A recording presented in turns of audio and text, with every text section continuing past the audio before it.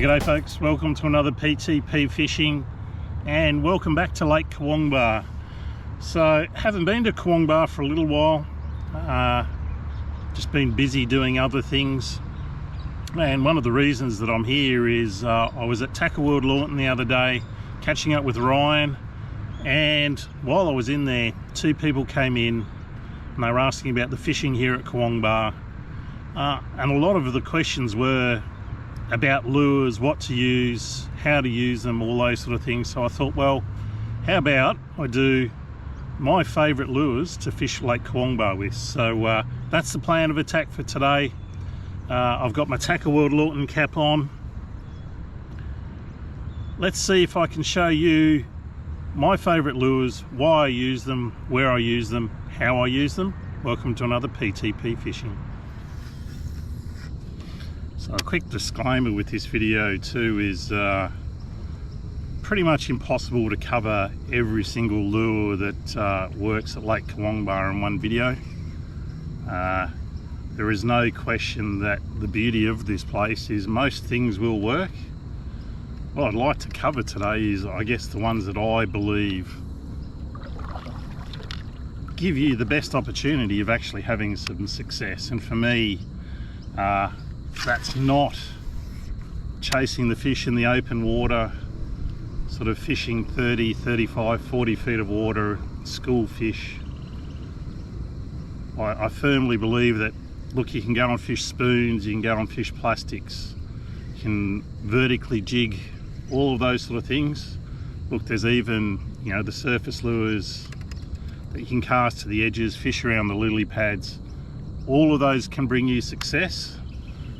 My focus today will be on fishing the weed margins, the areas at the edges of the lake where I believe there's better concentrations of fish and the best lures to cover those areas. So that's what today's all about. We'll leave the deep water fishing and the school fish for another day.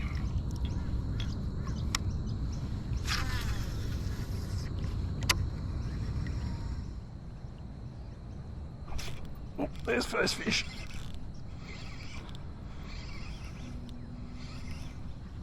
So while I've got you on the camera here, I'm actually putting up a reasonable fight. I don't think he's terribly big.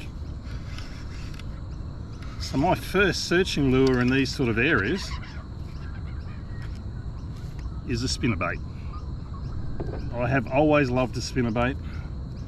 Always have considered them to be a great option to search weed edges anywhere where you've got a chance of hooking up on structure. They're a great way to fish an area without hooking up to the structure too badly. So there's first fish. Nice start, definitely a legal fish as well. We're off to a quick start. There's first fish. There's an Obsession spinnerbait in the GM colour. I reckon 32, 33 centimetre bass. I'll show you that lure in a second and I'll explain why I like using these sort of searching lures in these areas. Yeah, nice way to start. Third cast of the morning. So they are a little bit bigger than I thought, 34.5 centimetres. Thanks for coming. See ya. And while I have you here, there's that Obsession spinnerbait. So to tell you, oh, it's a little bit tangled up there. So to explain exactly what that is, so that is a 1/2 ounce single spin Obsession spinnerbait in the GM colour. Obviously there's lots and lots of spinnerbaits out there. I've been using the Obsession spinnerbaits for a very, very, very long time, and one of the reasons I love using them in the situation we're in, so we're fishing areas where there's a lot of weed. Kurwongbah has a lot of weed, and it can either be a pain in the arse or it can be your friend. And at this time of the year, I believe it's your friend because the fish are sitting in that weed and they're waiting for stuff to swim past. And because the hook's set up that way, they basically fish weedless. Like you will hit the weed towers, You can speed up your retrieve, you can bang through the weed, create some extra commotion, and it makes this lure a very, very effective searching tool in these really weedy areas. And as you saw there, that fish had no hesitation, smashed it. Obsession does a really great range of colours. A lot of the colours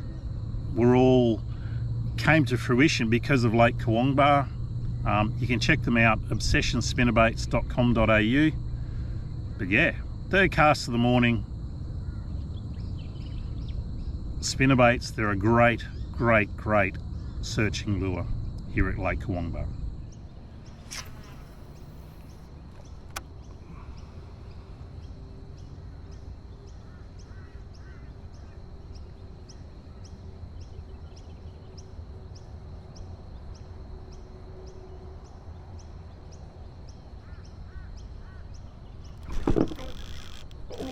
Oh, oh.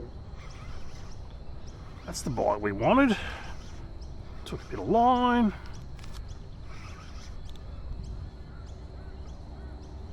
What are you? Oh. Oh. Come here, buddy. Come up and show yourself to the camera. So it's been a bit of a fine line along this edge. The visual cue, so what I'm trying to fish up against, if the camera will pick it up, is this edge here.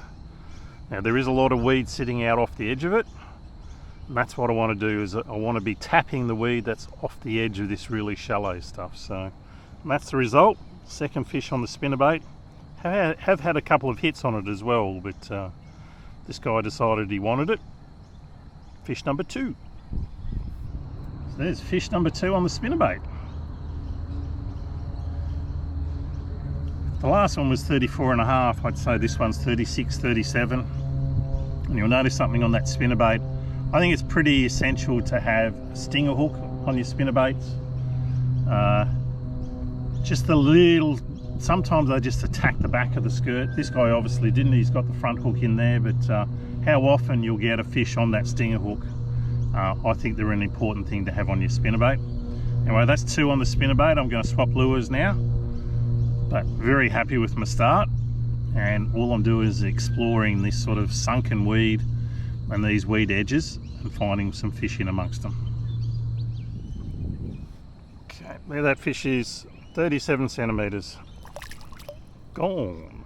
Okay, so lure number 2, I've swapped over to a Rapala 5 centimetre V-blade. Now these guys do come in a 6 centimetre as well, but the key is it's a lipless crankbait.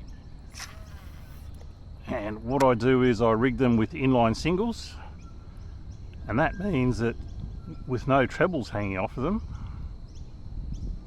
they become weedless, or pretty much weedless. You can never say weedless completely because obviously there's a hook there, but again, they're a great prospecting tool, a great option to cast to these edges, cast up into that taller weed towers. And hopefully there's, like I said, hitting the weed, come through.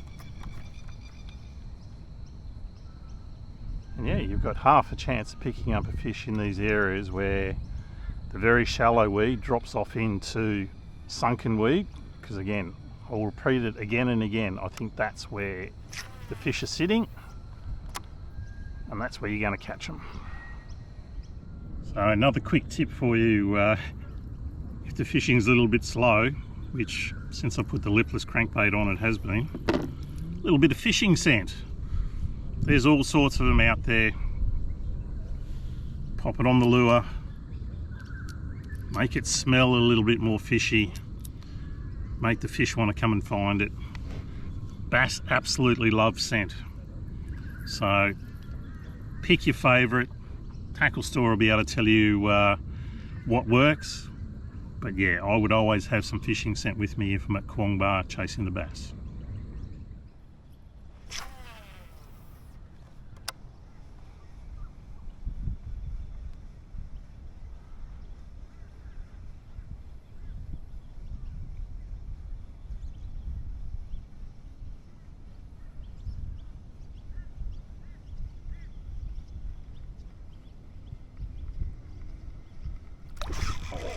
right at the kayak. Oh, I was daydreaming. I love it when they do that. So this is the exact sort of area that I'm talking about. Very shallow over there, and then there's a big submerged weed flat right in front of me. And this guy's just come along and was most probably sitting in that weed. This is actually not a bad fish either. Come on, come up and show yourself to the camera. Bang. First fish on the Lipless, just exploring this sort of big submerged weed flat. And that could well be an upgrade on the last one as well. Cracking eat that was, right at the kayak. There you go, Rapala V-blade, 5 centimetre. Gold is a great colour. Gold definitely works. And lipless crankbaits definitely work. Like I said, 5-6 centimetres. Doesn't have to be a Rapala V-blade. I'll show you a couple of other options, or explain a couple of options shortly. But yeah, the inline singles make a huge difference. Avoids the weed, hooking up on the weed all the time, and I don't think it affects the hookup rate one iota. So same size as the last one, 37 centimetres. See you, buddy. So quickly show you these lures. So that's what I'm using at the moment. That's the Rapala V-blade, 5 centimetre, gold chrome tiger is the colour. 2 inline singles, and I always make sure that the front inline single is the larger of the two. Very important, because when the fish are really on, that's the hook that you tend to catch them on. An option that I found recently is this guy here. A bit hard to show you. That's an Atomic Vibe 60. It's a smaller profile 60, but just as effective. Inline singles work a treat on it as well, and there is no question I've been getting good fish on this as well. But like I said, there are all sorts of lipless crankbaits out there. Go and check them out in your tackle store, because they're a very, very effective searching tool. And if you add the inline singles to them, very weedless as well, which allows you to go and test these areas and catch yourself some fish here at Kurwongbah.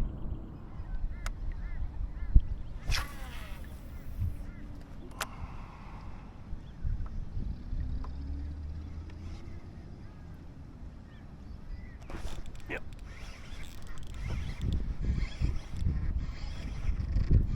Oh, this one's right in the weed this time. Come on, buddy. I didn't die this one, but that's all right. I actually changed over to that Atomic Vibe, and there we go. That's about 2 minutes after that last fish. Only a little guy. There's that Atomic Vibe 60 in his mouth. Time to try another lure.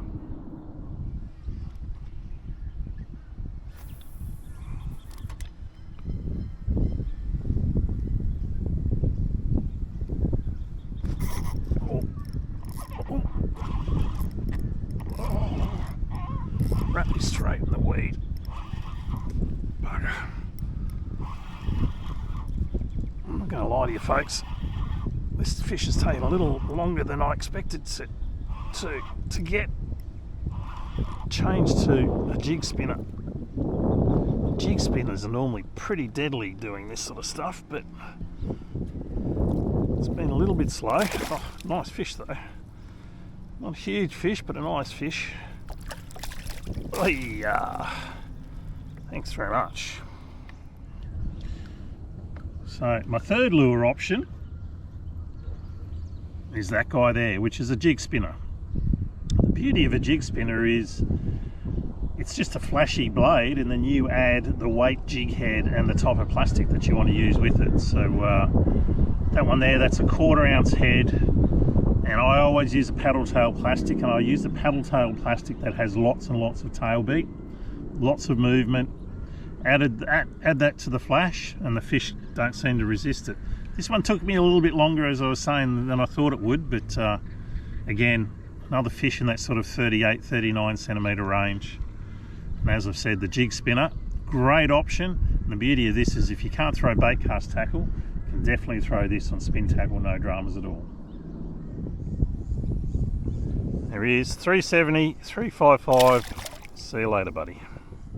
It's a little bit of a shame that the wind's picking up at the moment, but that's that jig spinner. And why is the jig spinner such a good searching tool? Again, that hook is pointing up, so therefore all of this weed and everything else, it's less likely to hook up on the weed. So nice little flashy blade, slightly smaller profile lure. Like I said, generally in Kurwongbah the fish absolutely nail these things. And again, the versatility, you can go 1/4 ounce, 3/8, 1/2 ounce jig head, whatever plastic you want to use. Just a great little option as a lure here at Kurwongbah.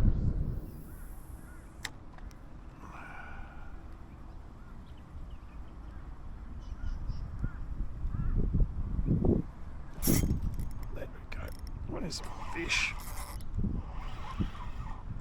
I've just been having a whinge to myself that fishing ever since this wind picked up has got really tough. I mean really tough.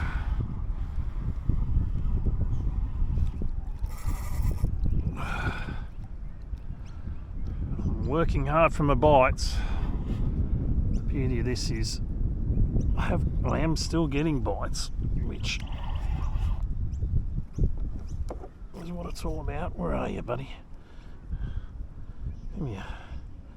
Come and say hi. Thank you. So a recent addition to the arsenal of lures for Kurwongbah is that guy there. It's the flash point tail spinner. Again, rigged with an inline single. As you can see, hooked perfectly in the corner of the jaw. They're a little bit harder to fish, just purely because of the size of them. Sometimes they do get caught up in the weed. But again, very, very effective. Lots of vibration, lots of flash.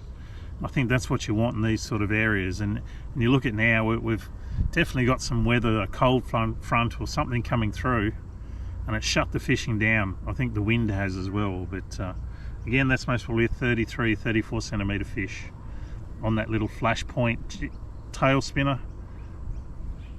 Another option here at Kurwongbah. So there he is, 34 centimetres. See you, buddy. Right, a little bit of a closer look at that tail spinner.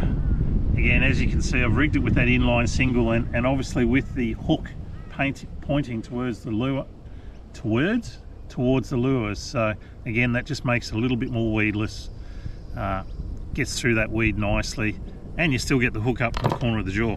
There's one other lure that I wanted to show you, which is this guy here. I have tried it, but it's just a little bit too light, the one that I've got here. And that's a Noiki Cation blade. So it's a little sort of small, tiny chatterbait.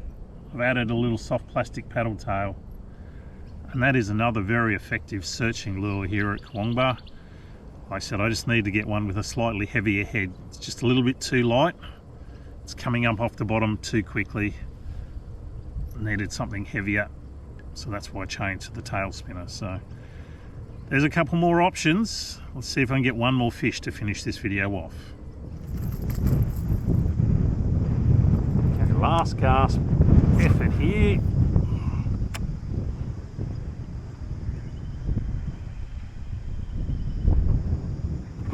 Yes. Nice. Right at the launch point.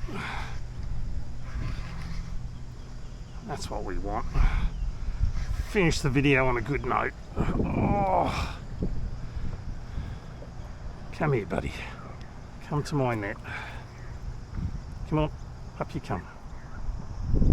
Thank you. Done, dusted. So that's it for this PTP fishing.